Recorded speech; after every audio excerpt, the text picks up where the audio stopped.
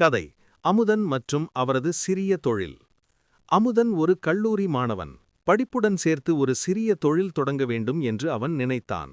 அதனால் ஒரு நாள் தனது ஆசிரியரிடம் ஆலோசனை கேட்டான். ஆசிரியர் சொன்னார், அமுதன், முதலில் மார்க்கெட்டிங், அதாவது சந்தைப்படுத்துதல் பற்றி தெரிந்து கொள்ள வேண்டும்.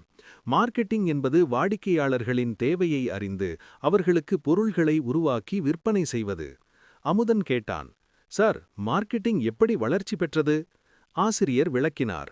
முன்பு நிறுவனங்கள் பொருளை மட்டும் தயாரித்தன, பின்னர் விற்பனைக்கு முக்கியத்துவம் கொடுத்தன. இப்போது வாடிக்கையாளர்களின் தேவையை முதலில் அறிந்து அதற்கேற்ற பொருளை உருவாக்குகின்றன. இதுவே மார்க்கெட்டிங் எவல்யூஷன். பின்னர் ஆசிரியர் மார்க்கெட்டிங் கான்செப்ட் பற்றி கூறினார்.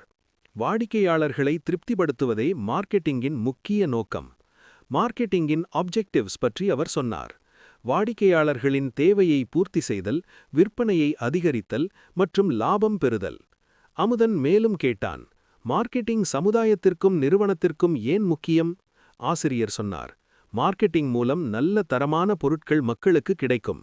அதே சமயம் நிறுவனங்கள் வளர்ச்சியடைந்து வேலை வாய்ப்புகளும் அதிகரிக்கும். பின்னர் ஆசிரியர் மார்க்கெட்டிங் ஃபங்க்ஷன்ஸ் பற்றி கூறினார். பொருள் திட்டமிடுதல், விலை நிர்ணயம், விநியோகம் மற்றும் விளம்பரம் போன்றவை மார்க்கெட்டிங்கின் முக்கிய செயல்பாடுகள். இறுதியாக ஆசிரியர் மார்க்கெட்டிங் மிக்ஸ் பற்றி விளக்கினார்.